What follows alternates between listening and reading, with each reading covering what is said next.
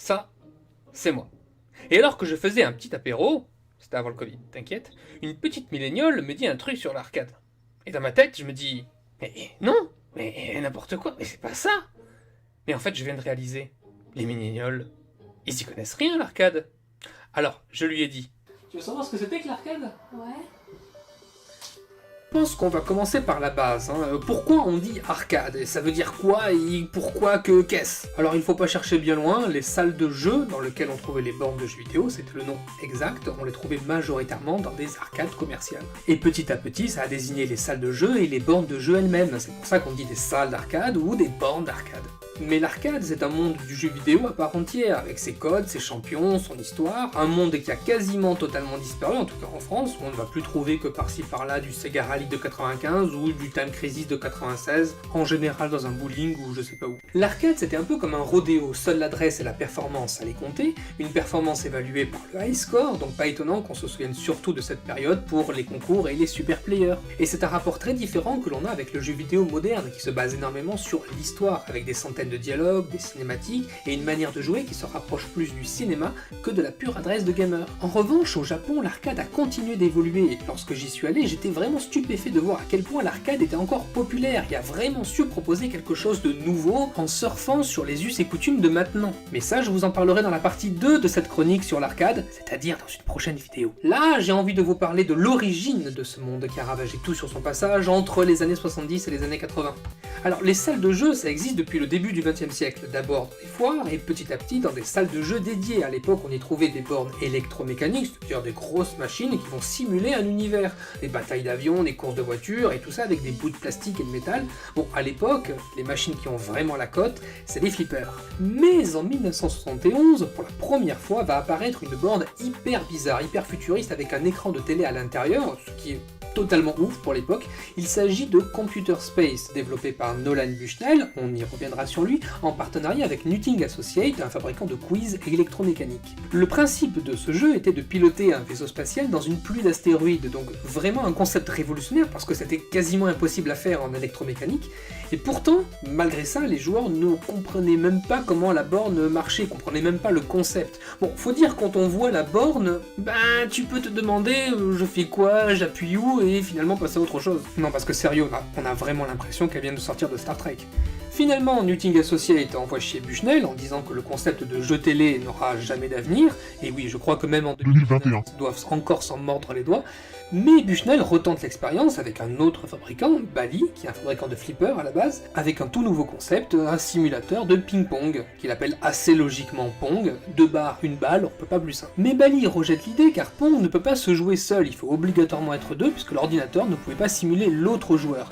Et d'une certaine manière, Bally n'a pas vraiment tort, car si vous êtes deux et que vous voulez jouer au ping-pong, bah jouez au ping-pong, au vrai, surtout qu'on en trouvait des tables de ping-pong dans les salles de jeu. Mais Bushnell, qui est têtu et qui croit en son concept, va décider de lui-même fabriquer sa propre borne dans son garage et va la placer chez Handicap Tavern, qui est un bar du coin en Californie, le 29 novembre 1972 précisément.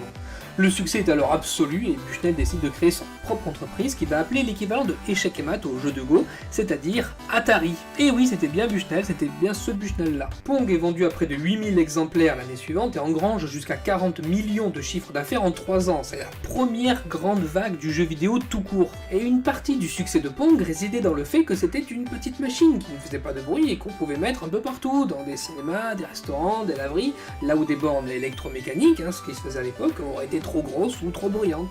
Mais malgré les apparences, le concept de Pong n'est pas de Bushnell, mais de Ralph Baer, qui est parfois surnommé le père du jeu vidéo. Et évidemment, il fera un procès à Atari pour plagiat. Bon, Atari paiera toutes les royalties, tous les droits, ce qui mettra fin au procès.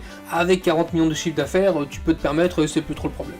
Et évidemment, le succès de Pong ne manquera pas de faire des émules, et toute une vague de clones, que l'on appellera les TV Paddles Games, soit les jeux télé à raquettes, va inonder le marché. Alors oui, l'expression de jeu vidéo viendra plus tard, on disait jeu télé à l'époque. On peut noter parmi les plus connus TV Ping Pong, de Chicago Coins, Paddleboard, de Williams, et même Bally, qui pourtant avait rejeté l'idée un an plus tôt, va sortir Crazy Foot, en 1973, avec quasiment le même gameplay. Alors le gros problème avec les clones de Pong qui vont sortir, c'est qu'ils vont tous avoir quasiment le même gameplay, ce qui va créer une bulle, qui va s'effondrer et faire effondrer l'industrie du jeu vidéo naissante. Il va falloir que l'arcade se renouvelle et on a de bonnes tentatives avec par exemple la toute première adaptation de film en jeu vidéo, en l'occurrence Joe, les Dents de la Mer chez nous, avec Maneater et Shark Joe. De belles tentatives mais totalement infructueuses. Mais l'arcade va quand même faire de belles réussites avec les premiers jeux de course, dont un qui fait pas mal de bruit à l'époque, qui est Speed Race de Taito, qui invente le tout premier scrolling de l'histoire du jeu vidéo. Alors certains jeux proposent même des habitacles entiers de voitures, des motos interactives, on essaie de mettre de l'immersion dans le jeu.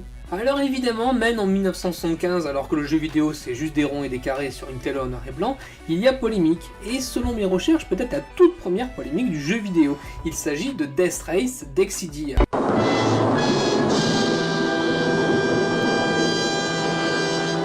Pour gagner des points, il fallait écraser des gens. Enfin, des gens, 4 pixels, Mais ça a suffi aux journalistes. D'ailleurs, le jeu avait fait un tel scandale qu'ils avaient eu le droit à un reportage spécial dans le magazine d'investigation américain 60 minutes. C'est un peu l'équivalent de 50 minutes Inside, avec la musique qui fait peur et tout ce qui va avec.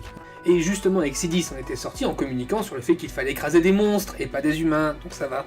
Et malgré de belles avancées, à la fin des années 70, c'est les flippers qui redeviennent à la mode. Même Atari, qui a toujours fabriqué que des jeux vidéo, commence à se tourner vers les flippers. Et pourtant, en 1978, quelque chose venu de l'espace va changer le monde du jeu vidéo pour toujours et à jamais, Space Monster de Taito.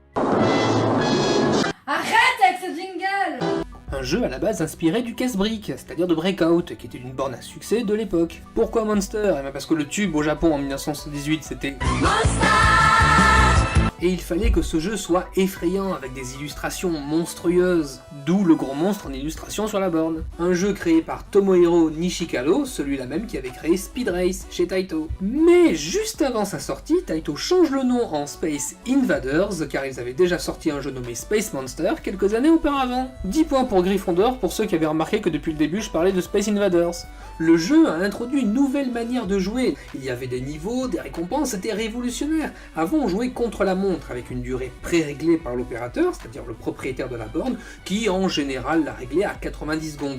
Mais là, vous pouviez continuer aussi longtemps que vous pouviez. Le jeu était dur, très très dur. Rares sont ceux qui passaient les 30 premières secondes. Et pourtant, la difficulté du jeu a fait le buzz. Tout le monde voulait se défier sur Space Invaders. Et en plus, il y avait une excellente courbe d'apprentissage qui encourageait les joueurs à apprendre de leurs erreurs. Le jeu a fait un turbo carton au Japon et ça a été un truc de fou tel qu'il y a eu une pénurie nationale de pièces de 100 yens car trop de japonais les mettaient dans la borne. Le jeu aura d'ailleurs tellement de succès que Taito devra vendre des licences à ses concurrents car il n'a pas assez de moyens pour subvenir à la demande. On voit donc apparaître une vague de clones officiels et non officiels à travers tout le pays, au passage Space Attack de Sega, Space King de Konami et plein d'autres qu'on appellera des Space Fever. Ah, les bornes d'arcade, ça peut aussi être des tables.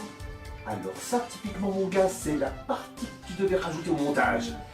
Oui, exactement. Alors effectivement, les bornes d'arcade, ça pouvait aussi être des tables, mais c'était plutôt les versions japonaises qui étaient des tables. La plupart des bornes européennes et américaines étaient ce qu'on appelait des upright. Effectivement, je l'avais oublié au montage. Aux États-Unis, c'est Midway qui aura les droits exclusifs et plus de 40 000 bornes seront vendues en 78 et 79. C'est vraiment énorme. Mais au Japon, on est carrément à 150 000 bornes vendues, ce qui en fait la borne la plus populaire de l'histoire. On a même vu émerger des salles d'arcade avec uniquement des bornes Space Invaders et autres clones. Ça s'appelait les Invaders House. Et bien entendu, une publicité négative arriva, avec des histoires sur la façon dont les jeunes quittent l'école pour jouer à Space Invaders. Les médecins avaient d'ailleurs surnommé une maladie le Space Invaders Thumb, soit le pouce de Space Invaders qui résultait de passer trop d'heures à appuyer sur le bouton de tir. En plus de ça, à l'époque, les salles d'arcade avaient déjà une mauvaise réputation. On y trouvait des paris illégaux, mais aussi des punks, des blousons noirs et des hardcore gamers, qu'on appelait des jeunes à problème dans les années 80, bref, tout pour faire un complément d'enquête avec une musique inquiétante. D'ailleurs, le tout premier livre consacré aux jeux vidéo va sortir au Japon justement dans le but de donner des trucs et astuces aux joueurs pour Space Invaders, et une version anglophone sortira la même année, en 78, préfacée par Steven Spielberg. Et oui, le Steven Spielberg, on comprend pourquoi il a réalisé Ready Player One. En plus, c'était 2 ans après Rencontre du troisième type, il était encore chaud niveau Alien. Le jeu a contribué à faire naître la mode du shoot'em up, traduit tuez-les tous, sur le thème spatial, et de cette vague sont nés de vrais classiques comme Galaga ou encore le très fameux Astéroïde d'Atari en 1979, qui fut d'ailleurs son plus gros succès depuis Pong. Asteroid avait d'ailleurs un gameplay très proche de ce que fut Computer Space 10 ans plus tôt, sauf que là, la technologie était prête, et surtout les joueurs aussi. Et à l'époque, vous pouviez trouver des joueurs collés pendant plusieurs dizaines de minutes dessus, car tout comme Space Invaders, Asteroid avait une excellente courbe d'apprentissage. Et l'année suivante, Asteroid va même détrôner Space Invaders en revenu par borne aux États-Unis. Aux États-Unis seulement, hein, on n'est pas au Japon, hein, faut pas exagérer. On est maintenant au début des années 80 et l'arcade a fait d'immenses progrès, c'est devenu un phénomène culturel et comme si ça pouvait pas aller plus haut, le 22 mai 1980 sort l'un des plus gros cartons de l'arcade, le roi du jeu vidéo, Pac-Man de Namco. Sauf qu'à l'époque, il s'appelle Puckman. Puck voulant dire palais en anglais, comme un palais de hockey. Donc si vous vous demandez à quoi ressemble Pac-Man, eh bien il ressemble à un palais. Cependant, quand le jeu sera licencié aux États-Unis, c'est Midway qui aura les droits, les dirigeants de la firme pensaient que le nom Puckman serait trop tentant pour des petits malins. Le nom a donc été changé pour Pac-Man pour le marché américain, Pac étant le diminutif de l'onomatopée japonaise Paku Paku qui signifie crunch crunch. Il avance en mangeant, hein, ça se tient.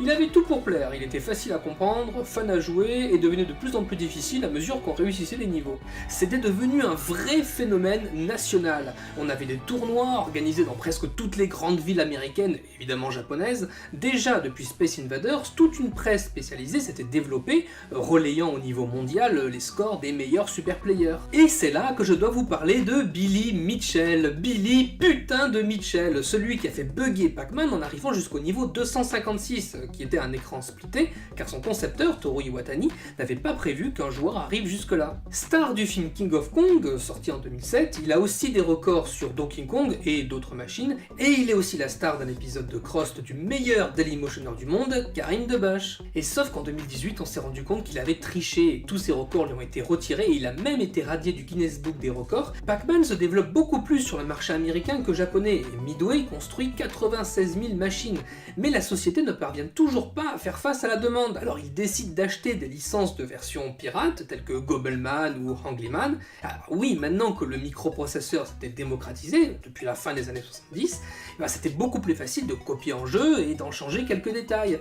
Avant, c'était des circuits logiques, donc si tu voulais copier une borne, il fallait reconstruire physiquement son circuit logique. Pac-Man a eu une tétraflopée de versions, sans compter bien sûr les versions pirates, dont le fameux Miss Pac-Man, célèbre suite à l'origine, qui était une version hackée par des petits malins du MIT, qui l'avaient appelé Crazy Auto. Et suite au succès du jeu, est apparu dans le vocabulaire médical le Pac-Man Elbow, soit le coude de Pac-Man, ce qui était une tendinite causée par le fait de passer trop de temps à bouger le joystick sans interruption, tout comme Space Invaders. Le début des années 80, c'est vraiment l'âge d'or de l'arcade. On a tous les titres les plus cultes, Disney en profite pour surfer sur la vague avec Tron, et les bornes d'arcade supplantent alors totalement les flippers dans les salles de jeu.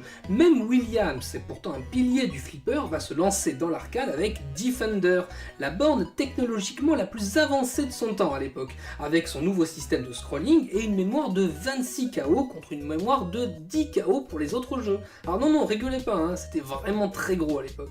Et c'est justement là le moment que j'ai choisi pour vous faire un point sur l'arcade. Alors le nombre de salles de jeu en Amérique du Nord va arriver à son apogée en 82 avec 13 000 salles. Et le phénomène est tel qu'on est loin de jouer que dans des salles d'arcade, on trouve des bornes vraiment partout, dans tous les commerces.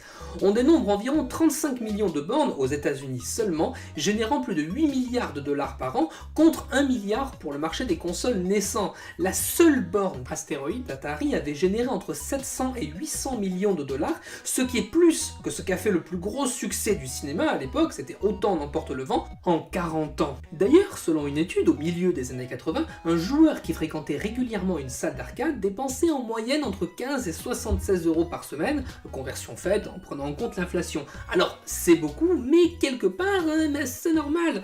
Après tout, c'est techniquement des machines à sous, elles sont faites pour aspirer votre argent. La France, quant à elle, avait un marché beaucoup plus modeste, avec 355 000 appareils en 1982, et d'ailleurs dans la moitié étaient des flippers. Je l'ai mentionné par omission, il n'y avait d'ailleurs aucun constructeur français de jeux d'arcade à l'époque. Tout arrive des États-Unis, y compris les licences japonaises. D'ailleurs, le Japon, lui, atteint son pic de nombre de salles en 1986 avec 26 000 salles, ce qui est de très loin le plus gros parc arcade au monde. Mais l'arcade, c'est pas qu'une question de quantité, c'est aussi et surtout une question de qualité. Les bornes d'arcade étaient des machines entièrement dédiées à un jeu, donc forcément les jeux avaient de meilleurs graphismes et surtout un meilleur son que leur portage sur console et sont restés pendant très longtemps la référence absolue en matière de jeux vidéo. C'était d'ailleurs un argument pour les consoles d'avoir un portage arcade, mais si de nombreux jeux d'arcade ont eu leur portage sur console, l'inverse lui n'est pas avéré. Les jeux d'arcade avaient leur propre logique, une partie dure en moyenne 90 secondes, il se devait d'avoir une prise en main extrêmement rapide, donc pas de développement de personnage, on est direct dans l'action. Et d'ailleurs ce type de gameplay a perduré, et certains jeux modernes proposent encore un mode arcade qui est une version hors ligne, simple, fun, tournée uniquement sur l'action. Alors je sais que c'est difficile à imaginer, car maintenant l'arcade c'est synonyme de graphisme tout pourri, même les salles VR naissantes, qui sont une nouvelle forme d'arcade, les graphismes c'est pas ouf. Mais à l'époque si, pendant un temps en tout cas, jusqu'à ce que les consoles aient la capacité de proposer la même chose. Mais là encore, l'arcade n'avait pas tiré sa dernière cartouche, encore moins au Japon. Mais ça, ce sera l'objet de la deuxième vidéo. Et regardez la demande de crédit là, pas étonnant que ce genre de petit jeu ait évolué sur mobile.